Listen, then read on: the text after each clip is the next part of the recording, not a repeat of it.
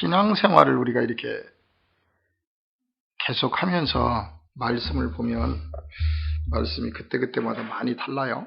특별히 요즘에 믿음이라는 거에 대해서 좀 이렇게 생각을 해보는데 히브리서 11장 1절에 가서 보면 믿음은 바라는 것들의 실상이요 또 보이지 않은 것들의 증거다 이렇게 얘기를 하는데, 사실 믿음이라는 것이 참 오묘하고 대단한 능력이 있다 하는 것을 요즘에 부득이 깨닫게 됩니다. 우리가 어떤 거든지 진짜 믿어버리면 그대로 돼요. 우리의 믿음이 연약해서 그런 거지, 진짜 믿음이라는 그 단어 자체가 보통 신비한 게 아니더란 말이죠. 믿는다는 건 뭐냐면 항상 우리 마음속에 있는 거잖아요. 뭔가가, 그 생각이. 그렇다면 분명히 그 믿음이라는 건 현실로 나타난다는 거죠. 그런데 성경에서는 예수님은 과학 발전이 이렇게 되지 않았는 그때에도 벌써 그런 말씀을 하셨다는 거죠. 믿음은 바라는 것들의 실상이다. 결국 또 양자 물리학을 얘기 안 할 수가 없잖아요. 양자 물리학 속에서도 보면 결국 믿음의 에너지가 시작이 되면 그게 결국은 계속 에너지가 증폭을 해서 키워져서 우리가 생각할 때마다 결국 현실 속으로 나타난다 하듯이, 믿음이라는 것 정말 우리가 다시 한번 생각하고 날마다 좀 꿈을 꿔야 되겠다 하는 생각들을 가지게 됩니다. 제가 잘 존경하는 목사님이 그런 말씀을 하셨어요. 사람이 될 수 있는 방법이 뭔지 아십니까? 하고 질문을 하셨는데, 사람들이 다 거기에 대한 답을 못하죠. 왜 그러냐면 성경에도 보게 되면 예수님이 오셨을 때 사람은 예수님밖에 없단 말이에요. 우린 이해가 안 되잖아요. 우리도 다 사람인데. 근데 그 목사님이 사람이 될 수 있는 방법이 뭘까요? 하고 질문을 했어요. 거기에는 수많은 대학 교수들서부터 철학 교수들까지 쫙 앉아있는데 목사님이 딱, 근데 이 목사님이 워낙 또 철학적으로나 이런 성인 반열에 있으시니까 전부 공부하러 오셨단 말이에요. 그런데 그분의 첫 마디가 사람이 될 수 있는 길이 뭘까요? 그 놀라우신 분들을 다 놓고, 교수들을 놓고, 우리 다 사람인데, 그러면서 그 얘기를 하시더라고요. 진리를 깨달아야 인간이 된다. 진리를 알지 못하면 인간이 될 수 없다는 거예요. 그냥. 그러니까 성경에 우리가 창세기를 잘 봐야 된단 말이에요. 창세기를. 아브라함이 노아의 방주에 태울 때 여러 가지 동물들의 모습이 과연 어떤 것을 표징하고 있을까? 근데 그 목사님도 그 얘기를 하시더라고요. 진리를 깨닫지 않으면, 진리를 깨닫기 전에는 사람이 아니다. 그래서 인간은 살아갈 때 한 번에 극적인 자기 변화가 있어야 된다. 그 얘기를 하시더라고요. 자기가 극적으로 자기 삶을 바꿀 수 있는 방법은 하나님을 올바로 만나는 것이다. 그래야 자기 삶이 완전히 한번 뒤바뀌어가지고 새로운 인생을 살 수 있다는 거죠. 사람으로서 이제. 그래서 사람은 날마다 하나님을 찾을 수밖에 없다. 진실로 찾는다, 하나님을.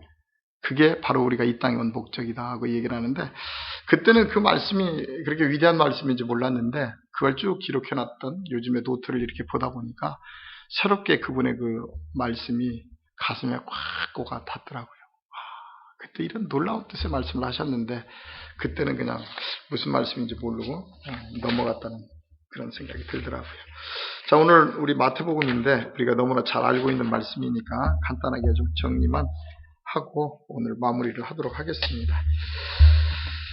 자, 오늘 마태복음은 아주 중요하죠. 예수님이 이 땅에 오셔서 회개하라 천국이 가까이 왔느니라. 그리고 제일 먼저 4장에서 뭐를 해주냐면, 지난주에 보면 제자들을 선택했어요. 제자들. 그죠?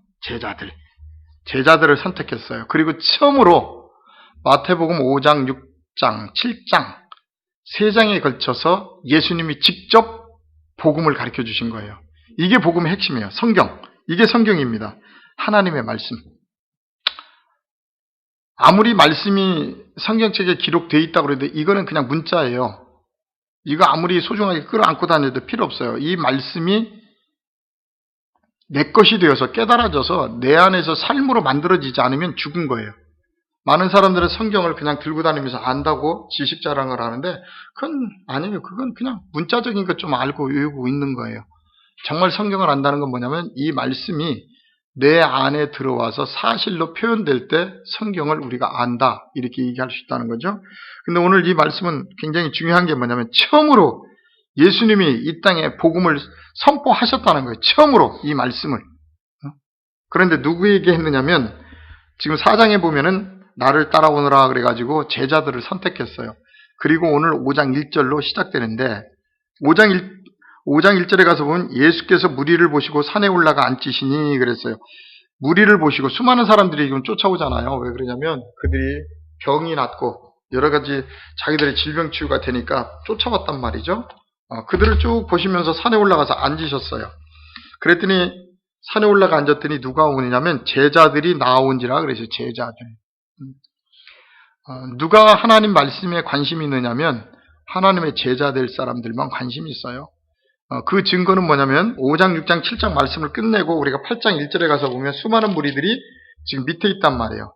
8장 1절에 예수께서 산에서 내려오시니 수많은 무리가 따르니라 그랬어요. 저 밑에 있다가 혹시라도 예수님이 뭐 표적기적 일으키면 구경도 좀 하고 또 내가 필요한 병도 좀 치유하고 그러려고 기다리고 있는 사람들.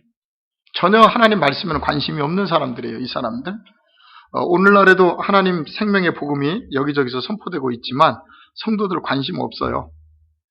그냥 자기 듣기 좋은 얘기, 세상적인 이야기 그냥 그대로 들으면서 윤리도덕적인 예수를 믿고 있기 때문에 예수의 성품이 그 안에서 안 나온단 말이죠.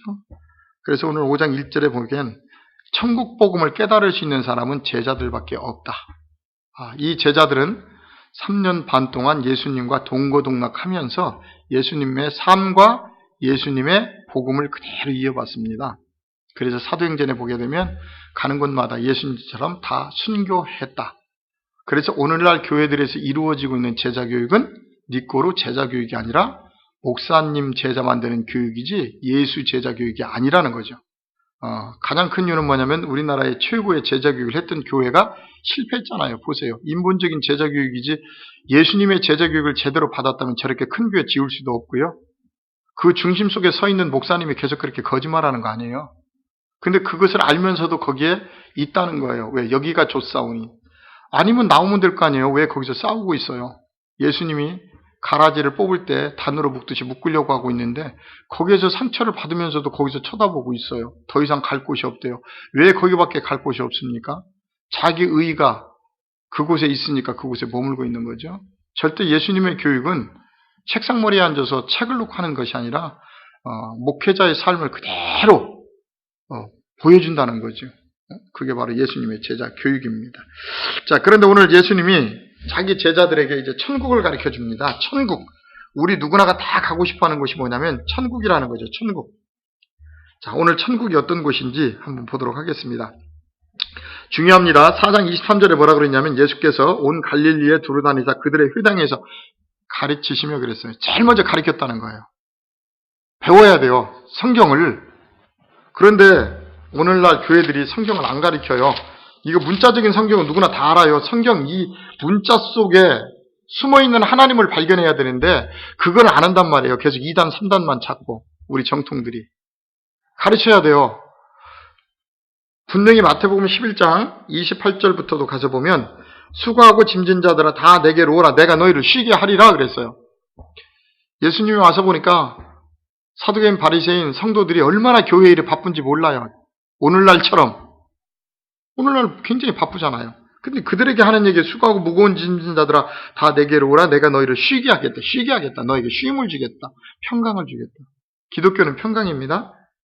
그래서 29절에 쉬게 하는 방법이 뭐냐면 나는 마음이 온유하고 겸손하니 나의 멍에를 메고 내게 먼저 배워라. 그리하면 너의 마음에 쉼을 얻으리니.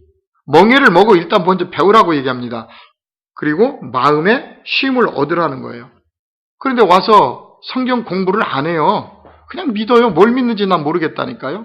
그래서 오늘날 교회들은 예수의 이름은 팔고 있지만 예수의 정신이 없다. 쉽게 얘기해서 그 얘기예요. 쉼이 없다 교회가. 그래서 요즘 성도들에게 아무 일도 안 시키면 불안하대요. 천국에 못 갈 것처럼. 천국이 일을 해서 가는 곳이 아니잖아요. 깊은 깨달음 속에서 그 깨달음이 삶을 통해서 나올 때 가는 거예요. 깨달음만 있다고 해서도 안 되는 거예요. 깨달았다면 분명히 표징이 나타나야죠. 그죠? 그래서 예수님도 가르쳐요. 항상 가르쳐요. 성도들을. 뭘 가르치냐면 말씀을 가르쳐요. 말씀을 자꾸 가르치면 말씀을 계속 듣다 보면 그렇게 만들어져요. 그래서 저는 그렇게 생각해요. 이 말 자체가 하나님이다. 난 그렇게 생각해요. 왜냐하면 요한복음 1장에 말씀이 하나님과 같이 계셨거든요. 말씀이 곧 하나님이다. 우리가 얘기하는 이 말이 곧 하나님이라는 거예요. 요즘 아주 깊이 제가 이 말에 대해서 깨닫습니다. 말이 결국 하나님이에요. 우리가 하는.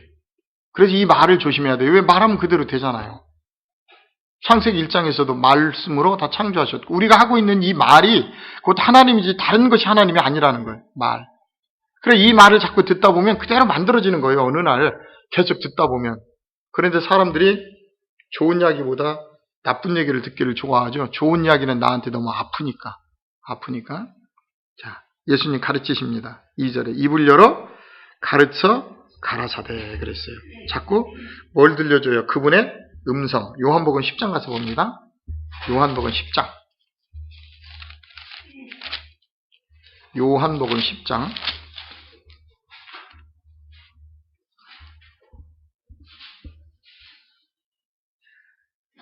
자, 4절로 5절 잘 보세요. 예수님이 아주 정확하게 여기서 말씀을 하시죠.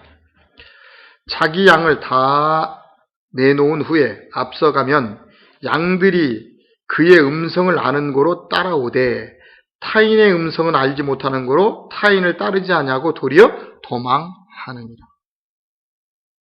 하나님께서 만세전부터 계획하신 자녀들은요, 그분의 음성을 알아듣는다는 거예요. 그래서 그 음성을 따라오고 다른 곳에 가면 도리어 도망간다는 거예요. 저거 아닌데? 이렇게. 근데 미안하지만 아직까지는 잘 못 만나본 것 같아요. 왜냐면 우리는 복음을 듣다가 또 세상 걸 들으면요, 이거 좋네? 그리고 가서 앉아있어요. 그래서 예수님도 오셔서 12명의 제자밖에 못 만든 것 같아요, 결국은. 분명히 그분의 음성을 안다는 거예요. 하나님의 자녀들은 복음이 뭔지를 분명히 알고 있다는 거예요. 자, 16절 가서 하나 더 읽어봅시다. 16절, 10장 16절입니다. 요한복음. 또 이 우리에 들지 아니한 다른 양들이 내게 있어 내가 인도하여야 할 터이니 그들도 내 음성을 듣고 한 무리가 되어 한 목자에게 있으리라. 다른 양들도 또 있다는 거예요. 여기 있는 것뿐이 아니고. 그래서 그들도 내 음성을 듣고 한 무리가 되어 한 목자 온다는 거예요. 와. 그래서 우리 전사님이 와가지고 인터넷을 잘 정리해서 올려줘가지고 참 기쁘고 기쁜데 좀 하여튼 좋기는 한데 언제까지 말씀 사역이 지속이 되려는지 가장 내가 원했던 사역인데 상당히 주의 깊게 지금 보고 있습니다. 하여튼 자, 다시 돌아가도록 할게요. 누가복음 마태복음 5장. 자, 입을 열어 드디어 가르쳤어요. 왜? 양떼들이 알아듣기 때문에. 복음은 아무나 알아듣는 것이 아닙니다.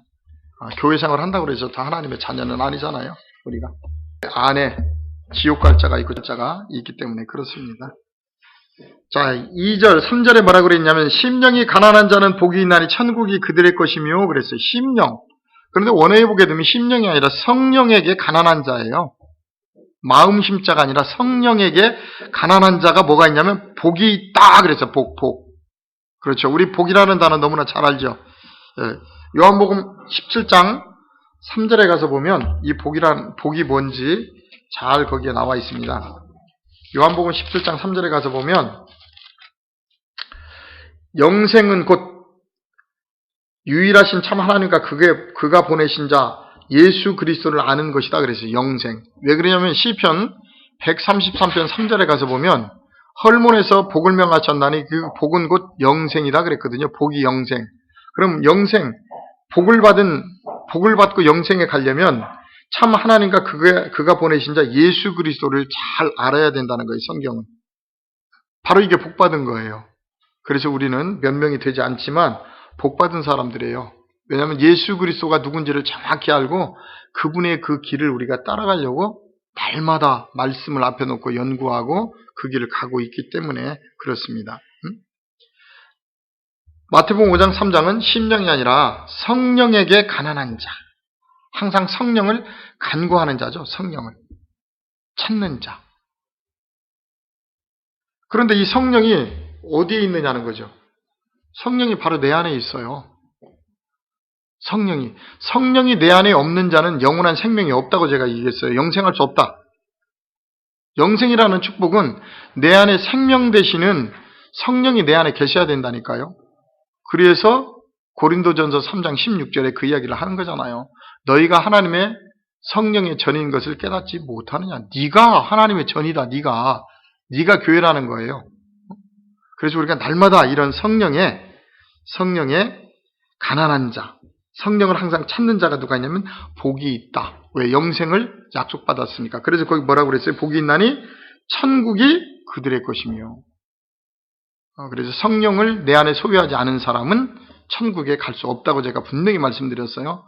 그러면 성령이 내 안에 계시는 사람은 생명을 가지고 있는데 하루하루의 삶을 내 뜻대로 살아가는 것이 아니라 성령의 음성을 듣고 살아간다는 거죠. 성령이 인도하심 따라서 살아가는 사람들, 바로 그 사람들이 누구냐면 가난한 자들이에요. 항상 애통함을 찾는 자들. 그 다음에 5장 4절입니다. 애통하는 자는 복이 있나니 그들이 위로를 받을 것이며 그랬어요. 애통한다는 거야. 그분 안에서 날마다 애통하는 삶. 성령을 간구하고 또 성령에 따라 살아가기 위해서 애통하는 자들. 그들이 뭐가 있냐면 복이 있다는 거예요. 그래서 그들은 하나님의 위로를 받는다고 성경은 얘기를 하고 있습니다. 자, 누가복음 6장 25절에 한번 가서 볼게요. 누가복음 6장 25절에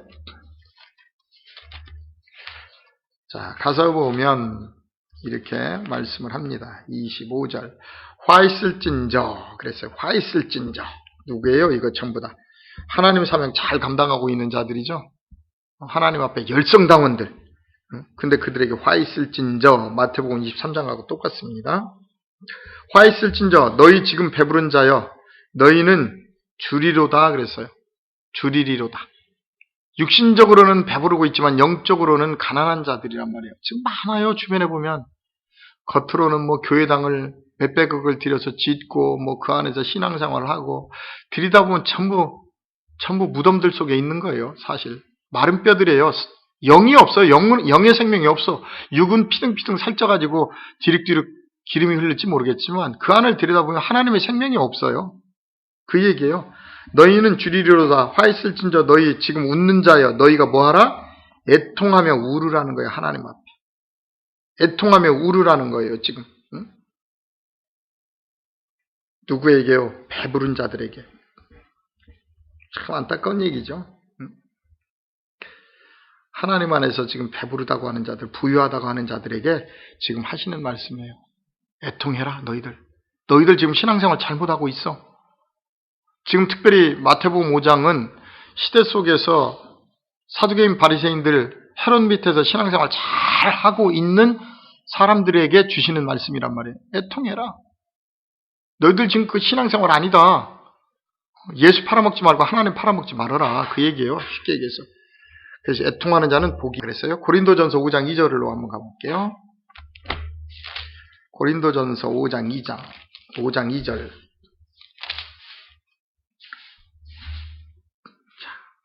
그리하고도 너희가 오히려 음행하는 자들이죠.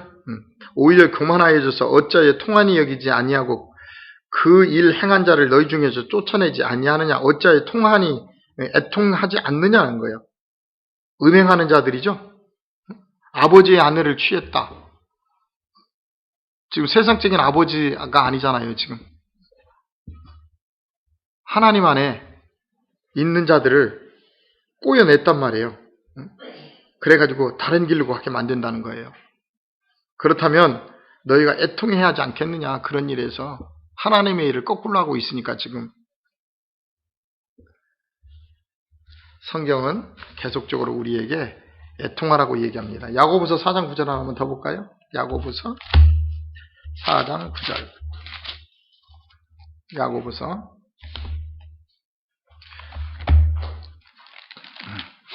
4장 9절에 가서 보면 슬퍼하며 애통하며 울지어다 그랬어요. 슬퍼하며. 왜 그러냐면 세상과 친하게 지내는 사람들 얘기죠. 지금 4장은 지금 세상과 버타지 말라는 거예요. 세상과 가까이 있는 자들, 하나님을 믿는다고 하면서 아직도 세상 속에서 파묻혀서 사는 사람들, 결국은 성령을 구하지 않는 사람들이죠. 그들에게 하는 얘기예요, 지금. 8절에 보니까 7절 그런즉 너희는 하나님께 복종할지어다. 마귀를 대적하라. 그리하면 너희를 피하리라. 하나님을 가까이 하라. 그리하면 너희를 가까이 하시리라. 죄인들아 손을 깨끗이 하라. 두 마음을 품은 자들아 마음을 성결하게 하라. 그러면서 어떻게 하라 그랬냐면 슬퍼하며 애통하며 울지어다. 너희 웃음을 애통으로 너희 즐거움을 근심으로 바꿀지어다.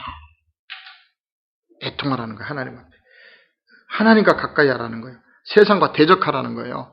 그런데 오히려 하나님의 자녀들이 세상 속에 들어가서 세상과 하나 되어서 살아가는 거죠. 그런 모든 것들을 애통하라는 거예요. 애통할 수 있는 사람이 누구냐면 결국은 내 안에 성령이 계신 자들이에요. 성령에 가난한 자들. 결국은 애통할 수밖에 없죠. 자, 분명히 마태복음으로 돌아오면 애통하는 자는 복이 있나니 그들이 위로를 받을 것이다. 그렇게 애통하면 하나님이 말씀을 통해서 우리를 위로해 주신다는 겁니다.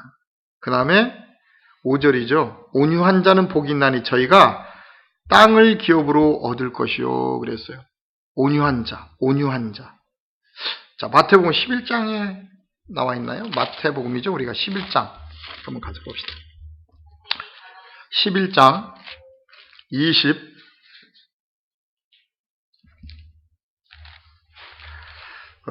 11장, 마태복음 11장, 이게 9절인가? 29절이네요. 나는 마음이 온유하고 겸손하니 나의 멍에를 메고 배우라 그랬어요. 예수님도 온유하대요. 온유. 그러니까 우리 보고도 온유하라고 얘기합니다. 온유. 당연히 어떤 사람이 온유해져요?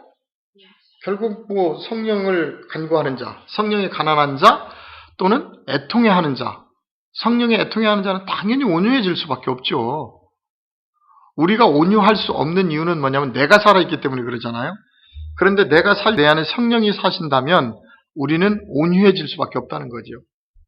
모든 것들이 양보되고 이해될 수밖에 없다는 거죠. 그래서 애통을 많이 해야 돼요.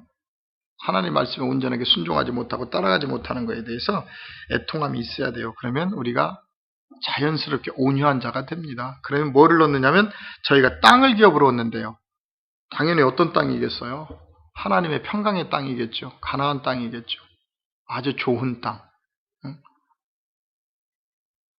평안이 넘치는 그런 땅을 기업으로 받을 수밖에 없는 거죠. 우리가. 그러면 항상 어디 가든지 우리가 평강이 우리를 지배할 수밖에 없는 겁니다. 자, 그 다음에 5장 6절입니다.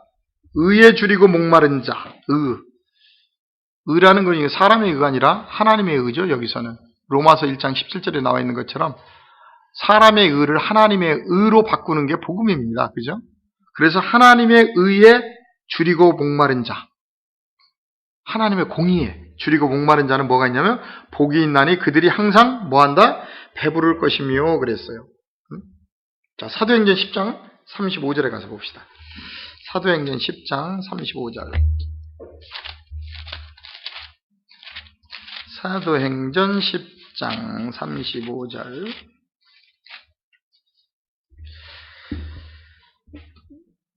자, 사도행전 10장 35절에 가서 보면 각 나라 중 하나님을 경외하며 의를 행하는 사람은 다 받으시는 줄 깨달았도다 그래요.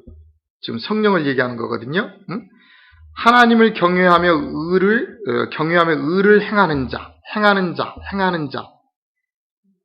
그들이 다 하나님의 말씀을 잘 받아들이고요. 하나님께서 기뻐 받으신다고 지금 이 얘기를 하고 있습니다. 의를 행하는 자. 하나님의 공의를 행하는 자. 그러면 의란 과연 뭘까? 의가 과연 뭐야 그러면? 로마서 4장 3절로 가서 한번 확인해 볼게요. 사도행전 뒤에 있습니다.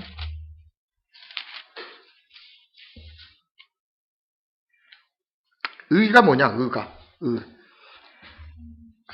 자, 같이 읽어봅니다. 성경이 무엇을 말하느냐? 아브라함이 하나님을 믿음에 그것이 그에게 의로 여겨진 바 되었느니라. 하나님을 믿는 것이 뭐다? 의다. 의에 줄이고 굶주린 자. 항상 하나님의 공의에 굶주려 있는 자. 다른 게 의가 아니라는 거예요. 하나님을 믿음에 아브라함이 그걸 하나님의 의로 여겨주셨다는 거죠. 믿음에. 그래서 우리도 항상 의에 줄이고 목마른 자가 돼야 됩니다. 항상 하나님께 목마른 자가 돼야 돼요. 복이 있나니 그들이 배부를 것이며 그랬죠. 배부를 수밖에 없잖아요. 그들이 항상 하나님 말씀을 상고하고 그분의 공의를 구하니까 결국 요한복음 7장 37절로 38절에 가서 보면 생수가 터집니다. 우리 안에서. 그래서 넘치도록 우리가 그분의 말씀에 충만하게 먹을 수가 있는 거죠. 그 다음에 7절입니다. 긍휼히 여기는 자는, 긍휼이라는 단어는 자비라는 단어거든요. 긍휼히 여기는 자는 복이 있나니 그들이 긍휼히 여김을 받을 것이미요 그랬어요. 자, 히브리서 2장 17절입니다. 자꾸 그렇게 뒤에서 이상한 소리를 자꾸 낼래요? 혼자서 살아서 그래. 왜 전화? 자, 2장 17절. 그러므로 그가 범사의 형제들과 같이 되심이 마땅하도다. 이는 하나님의 일에 자비하고 신실한 제사장이 되어 백성의 죄를 속량하려 하심이라. 하나님의 일에 자비하고, 그죠? 긍휼히 여기는 자, 하나님의 일에 자비한 자. 바로 하나님의 일에 자비한 자, 하나님의 일을 긍휼히 여기는 자는 다른 것들도 긍휼히 여길 수가 있는 거죠. 왜? 하나님께 하듯이 우리가 똑같이 하니까. 그래서 긍휼히 여긴 자는 복이 있나니 그들이 바로 하나님께 자비를 받고 다른 사람에게도 긍휼히 여김을 받을 수밖에 없다는 거죠. 결국 여기까지 오면서 뭐예요? 이 팔복이라는 내용인데, 천국이라는 곳 기브 앤 테이크죠. 내가 먼저 행하면 그대로 천국에서 돌아오는 거예요. 이걸 세상에서는 경제성 원리라고 그러죠. 나는 하지 않고 내가 계속 기다리고 있다는 것 자체가 웃긴다니까요. 우리 기도하시는 분들을 보면 나는 하지도 않으면서 하나님 앞에 계속 달라고만 한단 말이에요. 그게 문제예요. 전혀 나는 해보지도 않으면서 앉기만 하면 하여튼 하나님께 뭘 주시옵소서부터 시작하니까 이상한 마귀가 와서 막 주어도 그게 하나님이 주신 거를 착각을 하고 있다는 거죠. 성경은 철저하게 내가 먼저예요. 주기도문에도 나와 있잖아요. 내가 먼저 용서한 것 같이 나의 죄를 용서해달라는 거지, 내 안에는 다른 사람 미움을 잔뜩 가지고 내 죄만 용서해달라 그러면 하나님이 해줄 수가 없다는 거죠. 지금 성경은. 그래서 먼저 우리가 베풀어야 돼요. 하나님께 자비를 베풀듯 이웃에게도 베풀어야 되고, 그러면 나에게 그 복이 돌아온다는 겁니다. 자, 8절입니다. 마음이 어떤 자? 이제 이번에는 깨끗한 자죠. 청결한 자는 복이 있나니 그들이 뭘 봐요? 그렇죠. 마음이 청결한 자. 굉장히 중요합니다.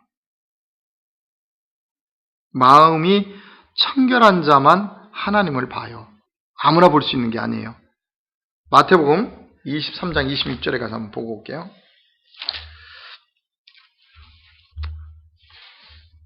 잘 보세요. 이 화 있을진저죠. 화 있을진저.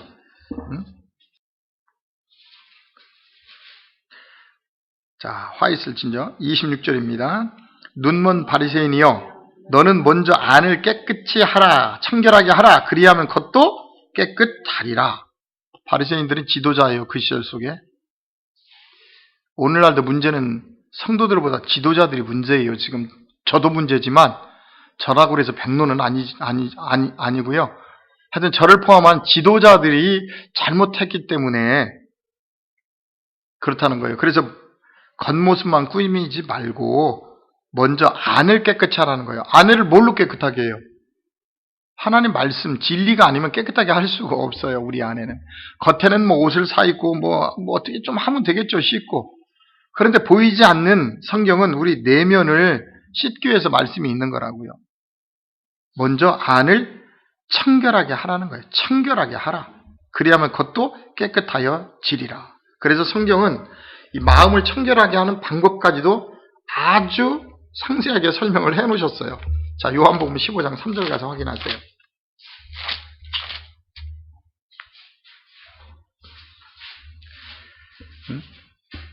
성경은 해답을 제시하고 있다고요. 15장 3절에 같이 읽어봅시다.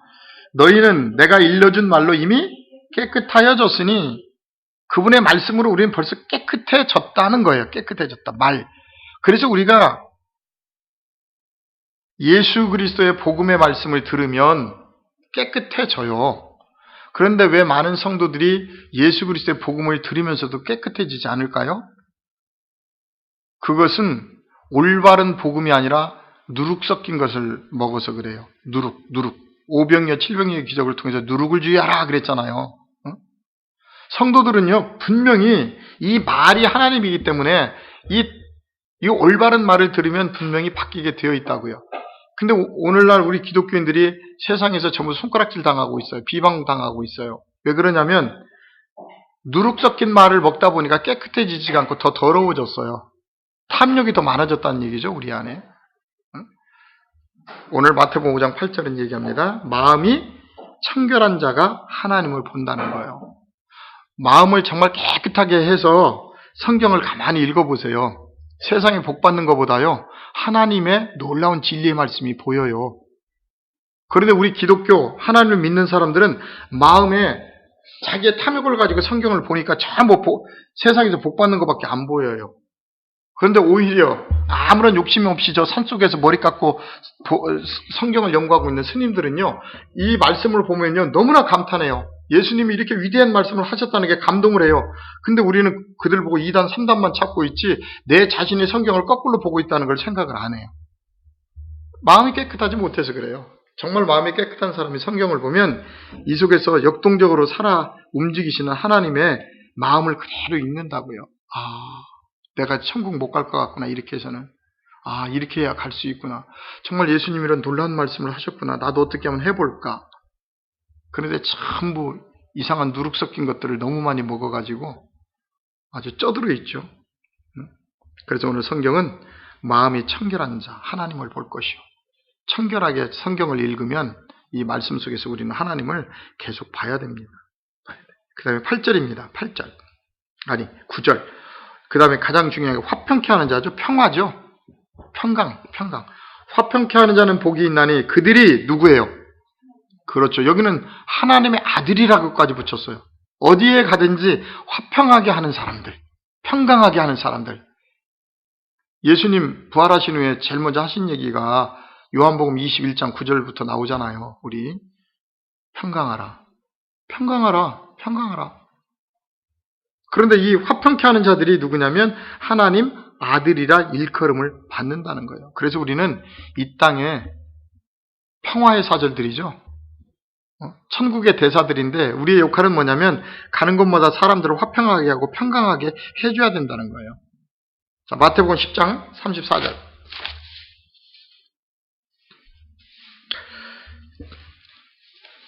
잘 보세요. 어떤 평화인지. 내가 세상에 화평을 주러 온 줄로 생각하지 말라. 화평이 아니요 검을 주러 왔노라 그랬어요. 세상에는 뭘 주러 왔어요? 화평이 아니라 검을 주러 왔대요. 너희들 지금 세상하고 화평하고 있는 걸 깨버리겠대요. 그래야 누구에게 가까이 가니까? 하나님께 가까이 가려고. 근데 우리는 세상과 화평하려고 그래요. 과감하게 세상하고는요 끊어야 돼요. 그렇다고 세상에 살지 말라는 것이 아니죠. 세상과 문화와 세상의 그 모든 것 속에 들어가지 말라는 거예요. 화평하지 말라는 거예요. 너희는. 그것을 성경에서는 가족으로 또 표현을 하죠. 마태복음에 보게 되면 내가 세상에 화평을 주러 온 것이 아니라는 거예요. 하나님과 화평하게 하려고 오셨어요. 그분은. 그래서 세상과 절대 우리는 화평하면 안 됩니다. 그렇다고 세상과 전쟁하라는 얘기도 아니고요. 내가 세상을 좋아하는 것을 깨라는 거예요. 세상적인 것들, 내 안에 있는 것들을. 자, 요한복음 14장 27절로 갑니다. 요한복음 14장 27절. 자, 거기 보면 이렇게 얘기합니다. 평안을 너희에게 끼치노니 곧 나의 평안을 너희에게 주노라. 예수님이 그러시죠. 내가 너희에게 주는 것은 세상이 주는 것과 같지 아니하니라. 너희는 마음에 근심하지도 말고 두려워하지도 말라. 어차피 세상엔 근심 걱정 많아요. 그런데 내가 너희에게 평안을 줄 테니까 그냥 근심하지 말고 두려워하지도 말고 그냥 바라보래요. 그냥 어차피 세상 여행 왔는데 가는 길에 여러 가지 문제 있을 수 있죠. 그냥 그대로 바라보라는 거예요. 정말 이해할 수 없는 일이 있을지라도. 바로 이렇게 평강을 주는 사람이 누구냐면 하나님의 아들이라 일컬음을 받는다는 거죠. 자, 하나만 더 보고 넘어갈게요. 요한복음 왔으니까 16장 33절. 같이 한번 읽어볼게요. 이것을 너희에게 이르는 것은 너희로 내 안에서 평안을 누리게 하려 함이라. 세상에서는 너희가 환난을 당하나 담대하라. 내가 세상을 이기었노라. 그래서 세상에서 환난을 당할지라도 세상을 이기라는 거예요. 그래서 평강하라는 거예요. 평안하라. 그래서 오늘 성경은 화평케 하는 자들이 복이 있는데 그 화평케 하는 자들이 하나님의 아들이라 일컬음을. 어떤 사람은 열받아 있는데 옆에 가가지고 더 그것을 계속 불을 떼가지고 더 온도를 올려놓으면 안 돼요. 그걸 내려놓게 해야죠. 잘못된 불 때문에요, 그것은. 근데 대다수의 사람들이 열받아 있는데 가서 위로해준다고 더 열을 받게 해놔. 그건 하나님의 자녀가 아니죠, 그것은. 그 열이 내려가게 해줘야지. 그 다음에 10절로 얘기합니다. 10절. 의를 위하여 박해를 받는 자는 복이 있나니 천국이 그들의 것이며 그랬어요. 아까 6절에 의에 줄이고 목마른 자가 복이 있었는데 의를 위하여 하나님의 공의를 위하여 박해받는 자. 그렇죠. 우리가 하나님의 공의를 감당하려면 쉬운 일 아니잖아요. 너만 예수 믿냐? 너만 특별하게 그렇게 믿냐? 여러 가지 많죠. 근데 그런 박해가 천국이 그들의 것이며 사도행전 보세요. 사도들 가는 곳마다 하나님의 공의를 위해서 감옥살이 하죠. 사울 보세요. 바울. 사울로 그냥 살았으면 편해요. 대제사장까지도 갈 수 있는 놀라운 인물이 예수를 만남으로 말미암아 인생 세상 만나면 인생 버린 거죠. 완전히. 왜 그 위대한 분이 예수를 만나서 그렇게 험난한 삶을 살았을까? 바로 이 천국. 곧 우리는 떠날 수밖에 없는 이 땅을 깨달았기 때문에 그래요. 잘 보세요. 사도행전 9장에서 사울이 바울로 변화되는 장면을 보세요. 옆에 많은 사람들이 있었어요. 똑같이 소리를 들었어요. 딴 사람들 다 천둥소리예요. 그냥 천둥소리. 무슨 소리야? 근데 그 천둥소리 안에서 바울은 정확하게 하나님의 음성을 들었다는 거예요. 굉장히 중요한 내용이에요. 못 알아들어요, 사람들. 아무리 복음 전해보세요. 못 알아들어요. 그냥 그 소리가 그 소리야. 뭐 그 얘기가 그 얘기 맨날 그 얘기가. 그런데 정말 들리는 사람에게는 들린다는 거예요. 그래서 사울이 바울로 변화된 것처럼 급진적으로 자기 인생이 턴되는 거죠. 그게 바로 하나님의 사람들입니다. 그래서 오늘 10절은 하나님의 공의를 위하여 박해를 받는 자는 복이 있나니 바로 천국이 그들의 것이다. 이렇게 얘기를 합니다. 자, 11절. 나로 말미암아, 그렇죠? 나로 말미암아 너희를 욕하고 박해하고 거짓으로 너희를 거슬려 모든 악한 말을 할 때 너희에게 복이 있나니 그랬어요. 응? 나로 말미암아 너희를 욕하고 참 중요한 내용이죠. 응? 참 우리가 신앙을 고수하고 믿는다는 거 참 어려워요. 특별히 같은 신앙인들 가운데서도 우리가 예수를 올바로 알게 되면 우리가 세상에 나가서 함부로 스트라이크도 데모도 하지 않고 남들이 욕할 때 욕하지 않고 그렇지 않다고 얘기해주고 하다 보면요 왕따가 되죠. 왕따. 쉽게 얘기해서. 그리고 오히려 박해하죠. 전 예수를 믿는데 이상하게 믿는다고. 그래서 우리가 예수를 올바로 깨닫고 믿고 하다 보면 사람들에게 욕도 먹고 또 박해도 받아요. 그리고 거짓으로 너희를 거슬러 모든 악한 말을 할 때에는 너희에게 복이 있다. 그러니까 뒤집어 씌우죠. 왕따를 시켜야 되니까. 그런데 결국 그때는 우리가 손해보는 것 같지만 결국 성경은 우리가 복음을 지키기 위해서 당하고 있는 그 모든 것들이 복이 있다. 그래요. 복이 있다. 복이 있다. 복 있는 사람들입니다. 자, 그래서 12절 복 있는 사람은 12절 기뻐하고 즐거워하라. 하늘에서 너희의 상이 크다 그랬어요. 이 8가지를 전하면서 크다. 너희들이 그렇게 해야만이 천국에서 복이 이만큼 크다는 거예요. 이것도 하나 지키지도 못하면서 천국 간다고 하는 건 말도 안 되는 거고요. 상이 큼이라. 너희 전에 있던 선지자들도 이같이 박해하였느니라. 올바로 지키다가 많은 사람들이 이렇게 박해를 받았다는 거죠.